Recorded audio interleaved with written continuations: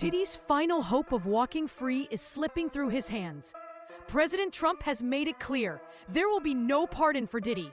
The desperate $50 million bail offer he put on the table, rejected. With sentencing now just weeks away, the walls are closing in and his future looks sealed. Life behind bars seems unavoidable. But what exactly happened between Diddy and Trump that turned this decision so cold? And could there be one last path for Diddy to escape his fate? Sean Diddy Combs. Right. Would you consider pardoning him? Well, he was essentially, I guess, sort of half innocent. Yes. I don't know what they do. He's still in jail or something, but he was celebrating a victory, but he seems, I guess it wasn't as good as a victory. Probably, I was very friendly with him. I got along with him great. And seemed like a nice guy. I didn't know him well. But when I ran for office, he was very hostile. He said some not so nice things about you, sir. And it's hard, like you, we're human beings. Right. And we don't like to have things cloud our judgment, right? But when you knew someone and you were fine, and then you run for office and he made some terrible statements. So I don't know, it's more difficult. It makes it more, I'm being honest, it makes it more difficult to do. But more likely a no for Combs, I would say like. so. CNN revealed just weeks ago that Diddy's legal team had been secretly speaking with the Trump administration about a possible presidential pardon. At first, Diddy's lawyers flat out denied it. But when White House staff confirmed the talks were real, the truth couldn't be hidden any longer. Diddy's attorney, Mark Agnifilo, finally admitted the conversations did happen. According to him, Diddy gave a direct order. Talk to Trump and tell him, I need a pardon. House official declined to comment on, quote, speculation and told us any decision on pardons would come from the president himself. Combs' attorney, Mark Agnifilo, said he has not talked to the Trump administration about it.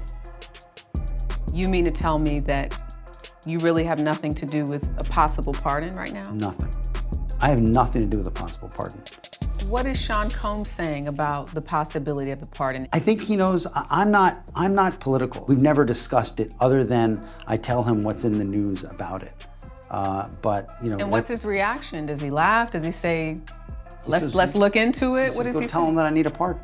Go tell him I deserve a pardon. That's what he said. How are you preparing him? So, I tell him what the guidelines are, and the guidelines are about 2 or 3 years. And I tell him, the judge could go above the guidelines. Do you have any regrets in how you tried this case? It's a good question. Not really. Not really. During a press interview, Trump admitted that he and Diddy were once friends. And at first, he even hinted he might consider a pardon. But when pressed further, Trump's words took a strange turn. He said Diddy was sort of half innocent. Almost like he was celebrating a win that didn't really count. A hollow victory, not the one Diddy had hoped for. He was a good friend of yours back then. He has since found himself in some very serious legal trouble. Yeah, that's true. Would you ever consider pardoning him? Well, nobody's asked. You had to be the one to ask, Peter, but nobody's asked. But I know people are thinking about it. I know they're thinking about it. I think some people have been very close to asking. First of all, I'd look at what's happening, and I haven't been watching it too closely, although it's certainly getting a lot of coverage. I haven't seen him. I haven't spoken to him in years. He used to really like me a lot, but I think when I ran for politics, that relationship busted up. For years, whispers have circled around Diddy and the idea of a presidential pardon. Even Suge Knight once claimed that Diddy was acting as an informant for the Celebs, feeding them information in exchange for protection. According to Suge, that's why Diddy always seemed untouchable. Police knew exactly what Puffy was mixed up in, but the indictments never came. And that, insiders say, is why Diddy felt bold enough to flaunt his crimes in plain sight. Do you think he's going to be all right because someone's going to tamper with the jury? Is that what you're trying to say? He got enough influence, and I'm quite sure, don't seem like the prosecution is that bad against him. Don't seem like the I think he got some favors with the government. I think they're going to show him a little leeway. It might not seem like it when it's all said and done, but I don't think he has nothing to worry about. I don't think he's worried because he's going to be federal. And if he get convicted, Trump's going to pardon him. So what's the worry? You think the President of the United States would pardon Sean Combs for trafficking? Shit, he pardoned Michael Harris, who allegedly killed a Jewish teenager or had him. So they don't care about that. It's all about, what's in it for the long run and what the bucks say and what the power of the people want. How does it go on for so long? When we were on the street, we didn't get a day's rest. I mean, the government was all over us. The FBI is all over us. They got investigations on us. They got informants. They got surveillance equipment. But he was Mike, not cutting you off, but he was an informant for years. Lately, nothing seems to be going Diddy's way. Trump may forgive, but he never forgets. Back during his run for office, Diddy launched a hate campaign against Trump, even starting his own political party to oppose him. Now, Trump is making it clear. In a recent interview, he admitted that Diddy's past attacks are weighing heavily, and they'll make any chance of a pardon nearly impossible. Too serious of a point. Seeing what's going on, white men like Trump need to be banished. That way of thinking is real dangerous. This man literally threatened the lives of us and our families about going to vote. Stand back and stand by. Stand back and stand by. Yeah. We're in a war. We're not taking this like it's a war. We taking this like, we're in a presidential election. No, we're in a war of love versus hate. The number one priority is to get Trump out of office. The tribe of people that have the responsibility and really should be scared to death of this man. One of the biggest reasons Trump turned his back on Diddy comes down to 50 Cent. From the moment whispers of a presidential pardon surfaced, 50 Cent began posting videos online, digging up Diddy's old hate campaign against Trump. He wanted to make sure Trump remembered every word. In one tweet, 50 even mocked Diddy, writing, "See? Trump don't like stuff like this, buddy. You run your mouth too much." Men like Trump need to be banished. Trump gets elected, I really do believe in my heart there'll be a race war. That's why this message is not just to black people. You know what I'm saying? This message is to everybody. This man is really trying to turn us against each other and put us in a situation. America messed up. President Trump even called him a good friend on a 2012 episode of his TV show The Apprentice. Problem is, some comments Diddy made about Trump in recent years as Diddy really entered the political realm. There was a video where he's speaking to radio host Charlemagne saying, "If Trump gets elected, I really do believe in my heart there'll be a race war." In another video on Revolt, he says white men like Trump need to be banished. And by the way, you know who's not letting anyone forget this? Combs' rival 50 Cent. Took to social media recently, wrote, "See, Trump don't like S like this, buddy. You run your mouth too much." And Donald doesn't take well to disrespect and doesn't forget who chooses to go against him. While working tirelessly to make America great again, there is no room for distraction. He would consider pardoning anyone who is being mistreated, not Puff Daddy. Gene Deal saw this coming long before anyone else. Almost a year ago, he predicted that Trump would never pardon Diddy. The truth is, they're not friends anymore, and Trump knows the backlash he'd face if he showed mercy to someone the public views as a monster. Those close to the former president revealed that Trump felt deeply disrespected by Diddy's past attacks. In the end, he decided he wasn't about to risk his name for a man who once tried to humiliate him. First of all, he got to be charged and be in prison to be pardoned. You got to realize that the feds could take this case for 2, 3, maybe 4 years, and Trump will be out of office. You don't know how long the feds are gonna go on with this. You understand what I'm saying? You hear people talking crazy talk. Well, they ain't got nothing because, man, I've seen the dude set behind bars for 2 years before he had his trial with the feds. And by the time a pardon come in, another year would come by. Even if Trump were to pardon Diddy, freedom wouldn't come right away. By law, he would still have to serve at least a year or more behind bars. Remember, Diddy hasn't even been sentenced yet, and a pardon can only be granted once he's officially in prison. That process alone could stretch for more than a year. And in that time, anything could happen. Diddy knows the streets don't forget. And many inside the prison walls would be waiting to settle old scores. Trump, he spoke on giving Puffy a pardon. You heard what he said about it? He still would have, if he pardoned Diddy, as far as I know, he would still have to go through the process.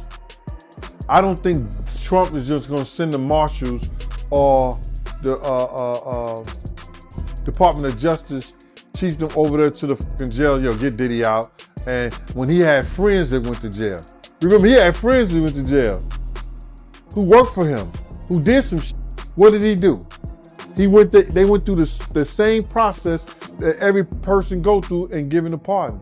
And that might take a year, that may take 2 years. As if things weren't already bad enough, prosecutors are now pushing for an even longer prison sentence for Diddy. Insiders say the judge may ignore federal guidelines and hand down a punishment far harsher than what Diddy ever imagined. Those guidelines don't set a maximum limit, meaning the length of his sentence will rest entirely on what the judge believes fits the crime. For Diddy, that could mean more years than he ever expected to face. In July, Combs was convicted on 2 prostitution-related charges, each carrying a maximum sentence of 10 years. He was found not guilty on the more serious racketeering charges. Today's a great victory. After the July verdict, prosecutors initially expected Combs would face a prison term of 4 to 5 years, according to CBS News. However, according to a written submission filed Thursday in a Manhattan federal court, as reported by the Associated Press, the expected sentence is now substantially higher. The submission also opposed Combs' request to be released on a $50 million bail ahead of his October 3rd sentencing.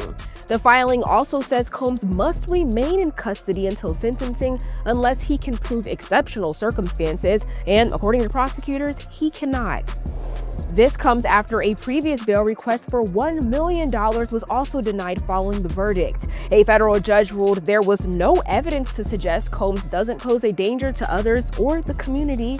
With these latest developments, Combs will remain in jail until his sentencing on October 3rd. Trial prosecutors put in an opposition to Diddy's bail request, and the prosecutors say they're actually looking for a more lengthy sentencing than what they originally thought. In this opposition, the prosecution is laying out the fact that the judge already denied Diddy's bail for being a violent person, and they hone in even more into Diddy's alleged violence against people. Prosecutors are saying that Diddy has actually been lying when he said that he didn't commit violence between his breakup with Cassie Ventura in 2018 up until 2024 with his incident with Jane. Let's go ahead and jump right into this motion.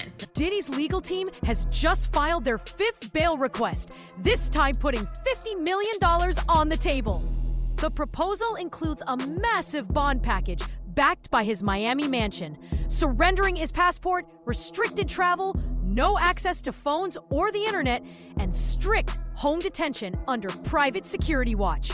But insiders believe this isn't about following rules. Diddy is terrified of what could happen to him behind bars, and the moment he's released, many say he'll try to disappear.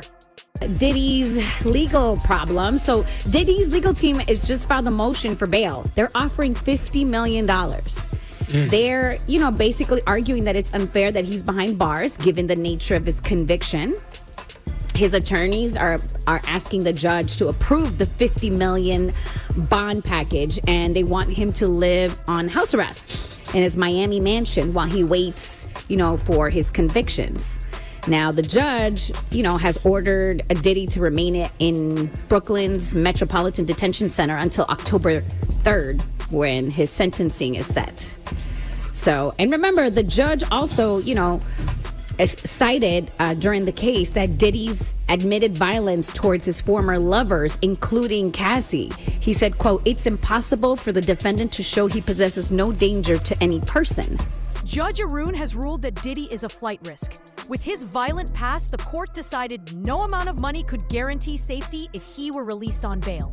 Adding to the pressure, Cassie's lawyer, along with her friend Deontay Nash, formally asked the court to keep Diddy locked up. Their message is clear. If Diddy walks free, those who testified against him will be in danger.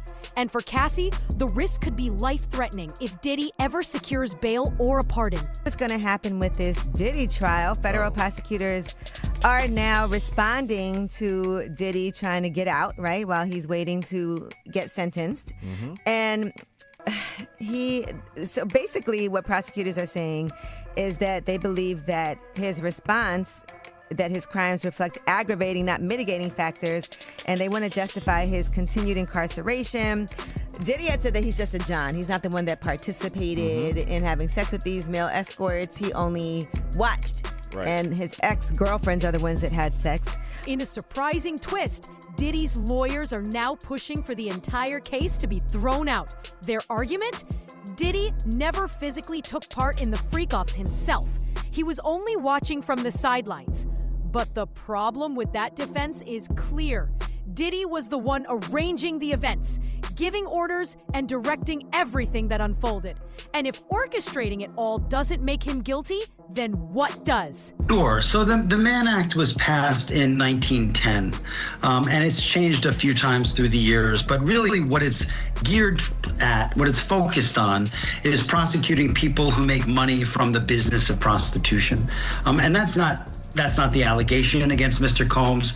The allegation of Mr. Combs, what the jury found, essentially was that he was a user of services provided by workers, essentially a John, for lack of a better word. And the Mann Act just historically hasn't been applied to Johns. It's a financial statute. It's really been applied at people who look to make money from prostitution. And so since that's not how it's being applied here, we made the argument that we have to, under the case law and the statutes in this area, that this is an exceptional reason and that Mr. Combs should be considered for release on bail because of it. Diddy's troubles have only deepened.